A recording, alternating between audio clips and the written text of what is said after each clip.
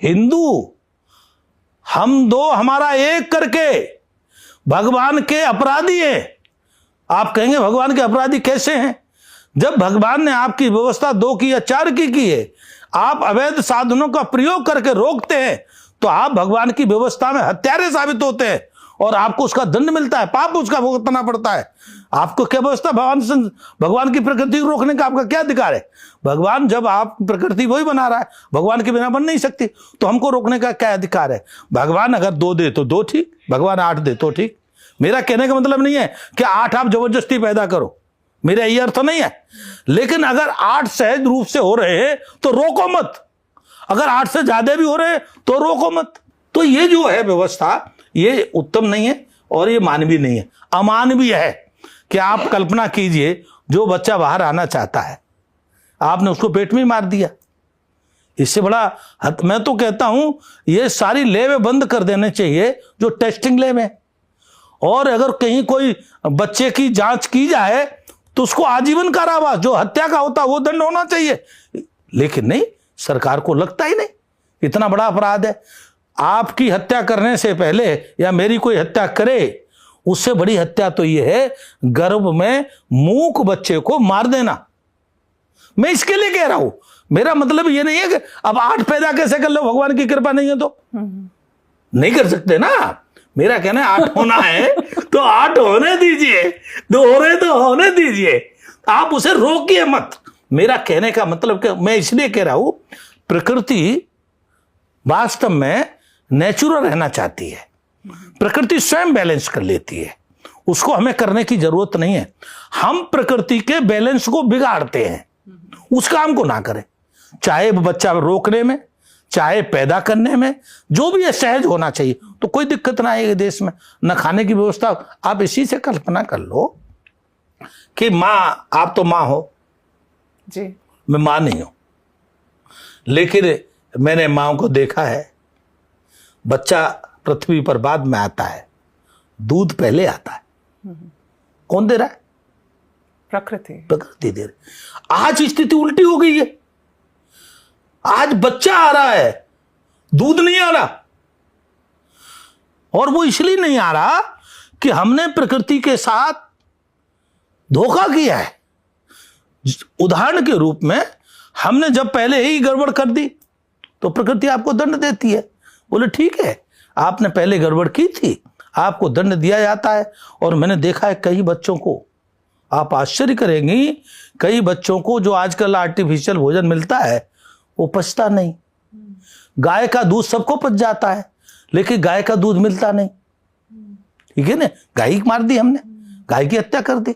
तो गाय क्या है? नेचुरल है, गाय का दूध नेचुरल है। मां का के दूध से श्रेष्ठ कोई दूसरा दूध है तो गाय का दूध है केवल, मात्र। लेकिन हमने गाय की हत्या कर ली, उधर गाय है नहीं, हमारा खान पीन बिगड़ा है, हम मनमर्जी से कुछ भी करते हैं, तो फिर हमारे बच्चों का भी विकास नहीं है उस हिसाब से होना चाहिए। महाराज जी, जैसे बीते दिनों हमने देखा कि जहां खुदाई करो ईश्वर, क्या सोचते हैं आप इस बारे में? क्या हमें पूरा खोद देना चाहिए? आपकी हेडलाइन बन जाएगी। मैं तो ये कि मेरी अगर बात चले तो मैं तो यही कहूंगा, एक बार सबको खोद देना चाहिए। ये जो रोज रोज खुदाई का काम है ये कब तक चलेगा? ये एक बार सब जगह खुद जाना चाहिए। और हम तो एक बार कहते हैं वहां तो मक्का में भी खुद जाना चाहिए। मक्का में क्या है? वहां शिवलिंग है तो वहां भी खुद जाना चाहिए। तो ये जो रोज रोज का भ्रम है कि साहब वहां पर है, एक पत्थर है, उसे माथा मारते, क्या मतलब भाई? आप शिवलिंग को ढक दिया तो आप पत्थर को मान करके आप माथा मारोगे उस पर, है? और वही शिवलिंग निकल आए पूरा दिखाई दे जाए तो आपको घृणा है? ये कहां से हो सकता है? ये नहीं हो सकता। मानो तो देव, नहीं तो पत्थर। ये कोई बात ही नहीं हो सकता। ये दोनों बात नहीं चलेंगी। एक तरफ कहते तो हम साहब ये बुद्ध को नहीं मानते, वहां क्या है? मक्का में बुद्ध ही है ना। तो ये कि दोहरे आचरण है हमारे, ये दोहरे आचरण ही हमको परेशानी देते हैं। और ये तो न तो योगी कर रहे इस काम को, न मोदी कर रहे। ये तो प्रकृति दत्त भगवान की कृपा से हो रहा है। और मैं आपको इसलिए कह सकता हूं क्योंकि राम जन्मभूमि आंदोलन जो 85-86 में पहला आंदोलन हुआ और भगवान राम के मंदिर के शुभारंभ के अवसर तक मुझे रहने का अवसर प्राप्त हुआ है। उस सारी आंदोलन में मुझे रहने का अवसर प्राप्त हुआ है और मैंने अनुभव किया है राम की इच्छा से सब कुछ हुआ और कोई रोक नहीं पाया। कितनी बड़ी सत्ताएं लगी, कितने बड़े नेता लगे। हमको वो ध्यान है, राजीव गांधी ने कहा हम कौन होते ताला खुलवाने वाले, हम ताला नहीं खुलवाएंगे, हमने ताला लगाया नहीं। कहाँ का 86 में जब लोग कुछ मिलने गए कि भाई राम मंदिर में ताला लगाया तो खुलवा दीजिए, तो उनकी भाषा थी और उन्हीं राजीव गांधी के काल में उनको खुलवाने के लिए मजबूर होना पड़ा। आनंद फानंद में ताला खुलवाया। तुम ऐसी बहुत सारी घटना, हम शिलान्यास नहीं होने दे के शिलान्यास भी हुआ। लोग कहते थे मंदिर नहीं बनेगा, मंदिर बनेगा तो देश छोड़ देंगे। लोग कहते थे मंदिर बना तो आत्महत्या कर लेंगे। कोई एक आत्महत्या करी किसी ने? लोग कह रहे थे सुप्रीम कोर्ट का अगर आदेश आ गया राम मंदिर के पक्ष में तो खून की नदियां बह जाएंगी। योगी कहते थे एक मच्छर नहीं मरेगा। योगी ने यही तो कहा, आने दो ऑर्डर, एक मच्छर नहीं मरेगा। कहीं मरा कोई?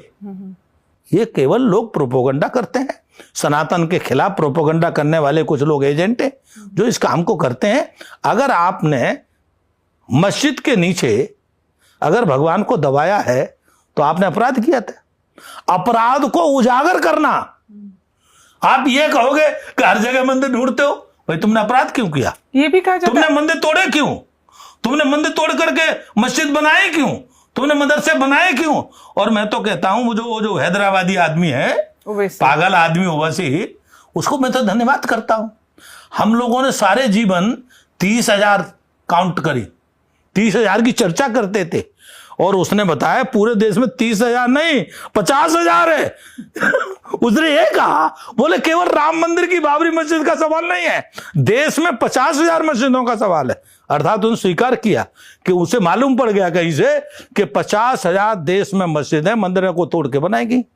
तो आप जो है सद्भाव की बात चाहते हैं तो किसी के गाल पे थप्पड़ मार के चाहेंगे सद्भाव हो सकता है क्या?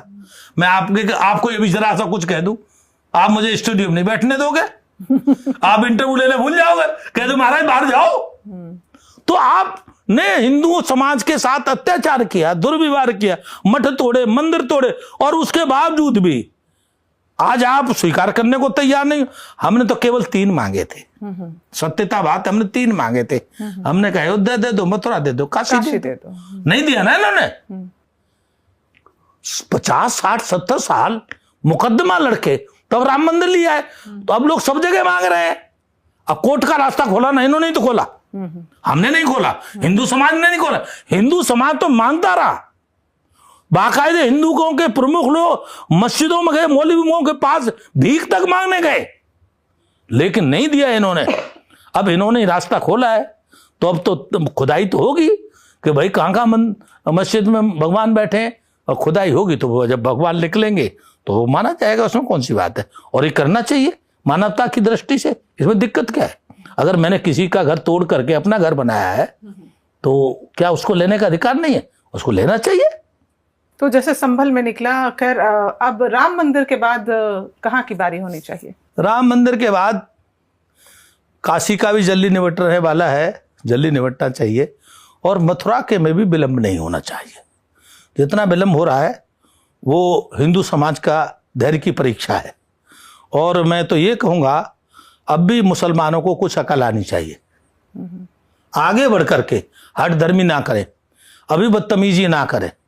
अब बताओ काशी विश्वनाथ जैसे स्थान को भी देने में दिक्कत है, जहाँ नंदी बैठे, वहां निकल आया शिवलिंग, इतने सालों से छिपाए बैठे थे, पानी में लगा के अंदर छिपाए बैठे थे, अब भी इनको देने को तैयार नहीं। अब भी कहते फुब्बारा है।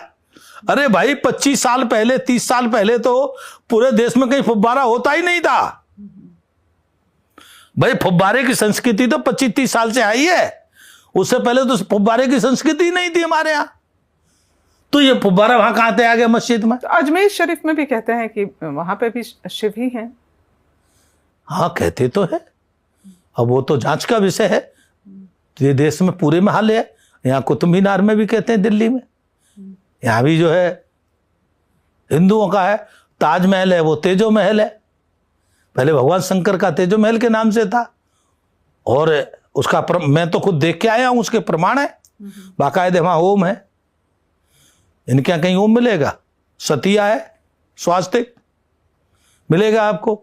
और शिवलिंग को नीचे रखा जाता है, तो शिवलिंग में जल आता है तो वो नीचे से चला जाता है, वहां उसकी आदि व्यवस्था है, शिवलिंग तोड़ा गया उस जगह पर। तो इन्होंने क्या काम किया, 2 कबर बना दिए, एक नीचे और एक ऊपर। मैंने वहां पूछा, मैंने भाई ये नीचे की कबर किसकी है? बोले शहंशाह की, शाहजहां की, शहंशाह की। और बोले ऊपर की कौन सी है? बोले ये भी शाहजहां की। तो मैंने भैया ऐसे ऊपर और नीचे 2 कैसे होगी एक आदमी की? बोले नीचे की असली है, ऊपर की नकली है। जब कोई असली चीज हो तो नकली की जरूरत पड़ती है क्या? हम फोटो स्टेट वहां ले जाते हैं जहां फोटो स्टेट से काम चलता है, क्या जरूरत है? तो इतना झूठ आप पढ़ाते रहे लोगों को तो कभी तो समझ में आएगा। आप कब तक रोकेंगे लोग? अब पढ़े लिखे लोग हो गए हैं, आपका मीडिया हो गया है, आप ये बार बार इंटरव्यू लेते हो, कितने लोगों के लेते होंगे, मेरे बाद भी लोग हुए, तो लोग सुनेंगे तो लोगों को समझ में आएगा कि भाई बात तो ठीक ही है, जांच करने में क्या दिक्कत है? आपको जांच से क्यों आपत्ति है? इसका मतलब आप भारत के संविधान को नहीं मानते। आप भारत के संविधान की बात तो करते हैं अपने फायदे के लिए, लेकिन मानते नहीं। लेकिन जैसे आप, ये मेरा आखिरी सवाल है स्वामी जी, जैसे धर्म से लोगों को अगर अवगत कराना है, लोगों को हिंदू धर्म के लोगों को जगाना है, तो वो एक सहज तरीके से भी हो सकता है। हेट स्पीच क्यों? पहले तो आप ये बताओ हेट स्पीच क्या है? आप फैशन में ज्यादा आ गए हो। आप देश की फैशन के आगे आ रहे हो। ये ठीक है, आप बहुत स्मार्ट सुंदर हो, लेकिन आप देश की फैशन से क्यों आप प्रभावित हो? आप हेट स्पीच के बारे में खुद बताओ पहले। नहीं, जब लोगों के अंदर की ज्वाला को आप भड़का दें, वो हेट स्पीच है। हेट स्पीच ये नहीं है। अगर कोई स्वाभिमान की बात करता है, ठीक है, सनातन धर्म की रक्षा की बात करता है, ये हेट स्पीच कहां से होगी? हेट स्पीच जब हो सकती है जब हम ये कहें इस देश से एक एक मुसलमान की हत्या कर दो। ये तो कोई नहीं कहता, मुसलमान ही कहते हैं एक एक हिंदू की हत्या कर दो, एक एक काफिर है। तो वो आपको प्रेम स्पीच लगती है, लव स्पीच लगती है? नहीं लगती, ठीक है ना। और जो सनातन के लोग ये कहते हैं कि हमको रहने का भारत में अधिकार है, सुरक्षित रहने का अधिकार है, हमें अपनी पूजा पद्धति करने का अधिकार है, उसे आप हेट स्पीच कहोगे? हम ये कहेंगे कि मुसलमानों ने पाकिस्तान ले लिया तो मुसलमान भारत में शांति से रहे, मुसलमान हिंदुओं के अधिकार पर कब्जा ना करें, इसे आप हेट स्पीच कहोगे? ये हेट स्पीच है क्या? हम अपनी रक्षा की बात करते हैं, हमारे खिलाफ हमारी संपत्ति लूटते हैं लोग, हमारी बहू बेटियों के साथ बलात्कार करते हैं, ठीक है ना, हमारे लोगों की हत्याएं करते हैं, ठीक है।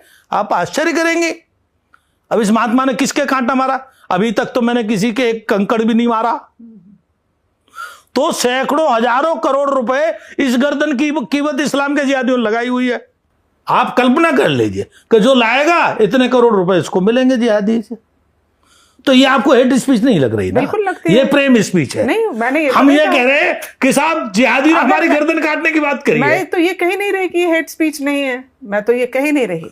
कोई भी धर्म का लोग हो, चाहे वो इस्लाम हो, चाहे वो हेट स्पीच वो होती है जो मानवता के खिलाफ बोले, सद्भाव को तोड़े, ये हेट स्पीच। लेकिन ये बहुत अच्छी बात हुई जो इस बार हमने ऑपरेशन सिंदूर के माध्यम से दिखाया कि चुप नहीं बैठेंगे, घुस के मारेंगे।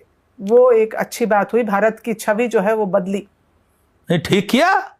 हम तो ये कह रहे कम मारा, घुस के कम मारा मोदी ने, उसको और ज्यादा मारना चाहिए था, क्योंकि गुंडे को एक थप्पड़ से काम नहीं चलता, 3 थप्पड़ तो सहज रूप से सहन कर जाता है, वो उसको आदत होती है। उसको तो इतना मारना चाहिए जब तक वो बेहोश ना हो जाए और जब तक वो माफी ना मांगे कि आगे नहीं करेंगे। अभी पाकिस्तान ने ये नहीं कहा कि हम नहीं करेंगे, तो अभी तो गुंडागर्दी तो उसकी सेज है। तो उन्होंने अच्छा किया, मोदी जी ने घुस के मारा, बहुत अच्छी बात है, स्वागत योग्य काम है। लेकिन भाई मैं एक कम हुआ, मैं इसे बहुत कम मांगता हूं, और मैं तो ये मानता हूं कि पाकिस्तान को सदा सर्वदा के लिए नेस्तनाबूद करना चाहिए था। इससे बढ़िया मोदी को कोई दूसरा अवसर नहीं था, क्योंकि आतंकवादी को तो सदा सर्वदा के लिए नष्ट कर देना चाहिए, क्योंकि मानवता तभी बचेगी। और मैं फिर